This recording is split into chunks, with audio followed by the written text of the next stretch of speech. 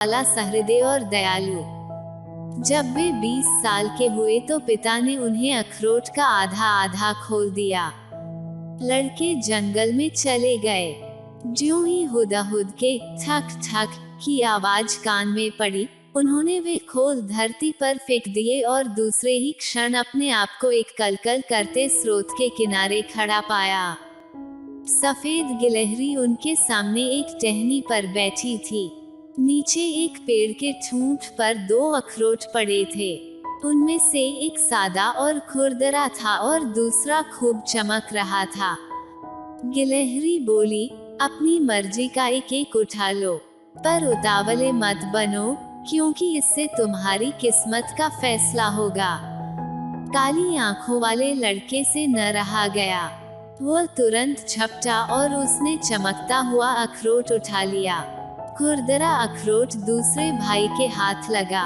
सफेद गिलहरी ने कहा, अब अपना अपना अखरोट तोड़ो, जो कुछ निकले उसी पर संतोष करो, क्योंकि इसमें किसी तीसरे का दखल नहीं है। वह पूंछ हिलाती हुई जंगल में गायब हो गई। काली आंखों वाले भाई ने अपना अखरोट पहले तोड़ा।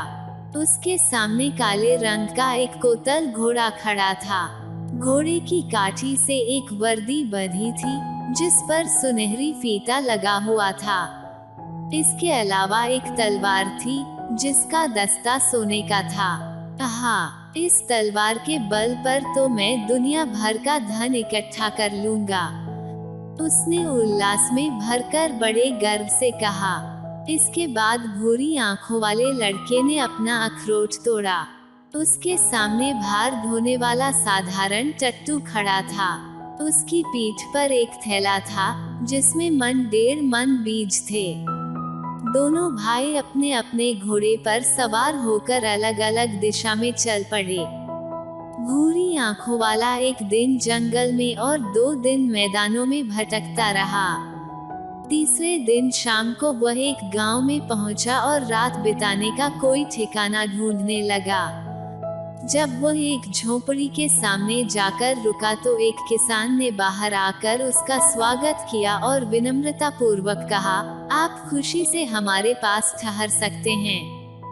हमें खेद है कि हम आपकी अधिक सेवा नहीं कर पाएंगे। एक डाकू हमारी फसलें लूट ले जाता है। आप उसे